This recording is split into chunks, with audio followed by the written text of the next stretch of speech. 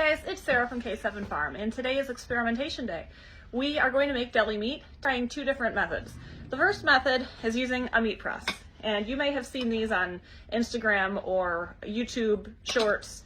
They're kind of all the rage amongst homemakers now because you can grind your own meat, add in your own seasonings, make your own deli-style lunch meat, and save a ton of money. Now, I've done that before and have had great turnout using the meat press. I enjoy it, but you can only make this much. This doesn't even get completely filled up. It might be a quart, maybe a little less. And then you've got to leave it in the canister overnight in your fridge before you can take it out. So you're limited as to how much you can make at a single time. It's not like you can do batch after batch with this. But I've also learned that you can use your Instant Pot and some wide mouth pint jars. And if you have a bunch of wide mouth pint jars, you can do batch after batch. And then of course, after it sits in the fridge overnight, you slice it and then you can freeze it and get a bunch of lunch meat done all at once. So that's what I'm going to try today. I'm going to use both methods so you can see the difference in each. I kind of have a hunch that if I'm not using the meat press, which has a spring in it, the stuff in the mason jar is probably going to be a little more holy, but that shouldn't matter. It's not going to affect the taste at all.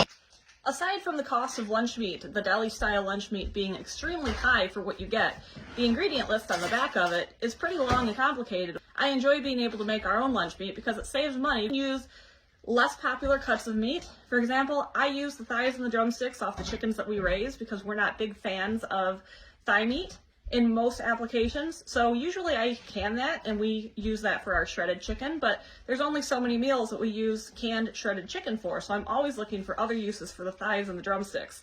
Of course, we also turn it into sausage, but we also use it in our lunch meat.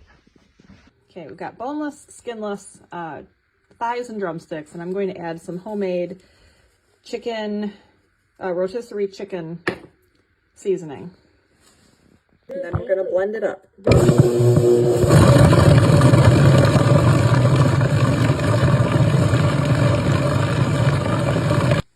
So this has been pretty pureed. Now we're going to put this in wide mouth jars. All right, I've got 2 pint jars on the trivet. I've got a cup of water in the bottom. Lids and rings are on. Now we're not actually doing any canning. We're not going to be preserving the food in jars. So I'm actually reusing some used lids because the lids are going to be coming off as soon as I open the jars tomorrow. So you don't need to use new lids and rings. Now I've got to put this in here for 20 minutes and then pull it out, put it in the fridge, and we'll open them tomorrow and see how they look. So I have packed the canister. I'm going to put the lid on here. Now it's got this spring, and this is supposed to put pressure on the meat as it cooks to compress it. So I'm trying to get a nice level top in here so that it doesn't get too crooked, because that's been an issue I've been having. So I'm not putting the meat in level, and it kind of tilts to the side as it cooks, which is no fun. Anyway, then you put your lid on, which is right here. And it's got a thermometer on it, which you use to help monitor the temperature, because once it reaches a certain temperature, it is ready to pull and put in the fridge.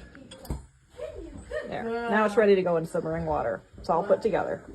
So I've got a pot of water going, and I've got the water level up higher than the level of the meat in the can. I've got the thermometer in, which is going to let me know when it has reached the proper temperature for me to pull the whole contraption out and put it in the fridge overnight. It's noisy in the background as I'm making butter, so I'm just going to do a quick voiceover. But as you can see, I failed once again to get a level top on this. As you saw, the spring was stuck, but I was able to pry it off. Here the lunch meat is coming out of the slicer, and the nice thing about making your own is you can adjust the thickness to whatever you like. I like them pretty thin, that way they're nice and flexible. And this is lunch meat from the press. Now we're going to take a look at the lunch meat that came out of the Instant Pot. Initial assessment is that it looks pretty lumpy from the outside, but I was actually pleasantly surprised. There were not too many holes on the inside despite its outer appearance.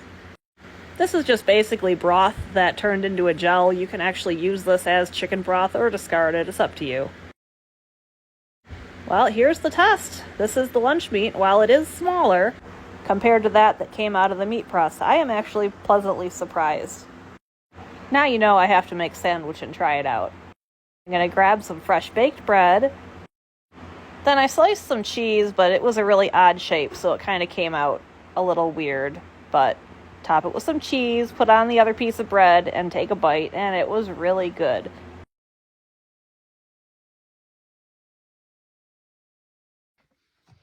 Okay, so it's next day, and the Instant Pot method did work. I didn't notice too many holes in the meat loaf when I went to slice it, and it had the same consistency and same appearance as the stuff made in the meat prep. The only difference is that it just wasn't as big as what you get when you're using a meat press. But I actually prefer it. You can make more than one batch or more than one container at a time. For our large family, that works pretty well for us. And it got the wheels spinning, and I was thinking, okay, if you can do this in an Instant Pot, there's probably multiple different ways that you can prepare this. You just basically want to shred your raw meat, include your seasonings, because that helps disperse it better. You could do this by hand. You could use a grinder. You could mix it in by hand and then pack it in a jar. You could cook it in water if you wanted to, like the meat press cooks the meat, or maybe even put them in the oven, or use your canner or your pressure cooker. The only thing that stands out to me that you should know is stay with the pint wide mouths, because there is no neck. It is a straight shot. When you tip your meat over, it's going to slide right out. But if you go with a quart, even though you can get more done at once, you are going to have a neck here, and it's going to make it more difficult for that meat to slide out once it has been cooked. So that's the only thing I can think of. Your main goal is just make sure that the meat is cooked through thoroughly, no matter what method you use. The Instant Pot was quicker than the meat press, but honestly, I'm going to use the Instant Pot again. I want to make note real quick that if you don't want to go through all the extra steps of shredding and seasoning and then cooking your meat, you don't have to. If you're just looking for meat to slap on a sandwich, by all means, roast a chicken, slice it, slap it on your sandwich. Cook up a beef or a venison roast. Let it cool, slice it. You got lunch meat. If you're using a knife, that's all you need. You don't need to go through these extra steps. I prefer going this way just because I'm producing a loaf of meat that I can then slice uniformly, and I can insert my seasoning throughout the whole thing. And I prefer deli style meat on a sandwich, and most of my family does also, so that's just why I go through the extra steps. You certainly don't have to, but if you're looking for deli style meat, this is a great way to get it done. You can also use any kind of meat that you want: turkey, chicken, beef, venison.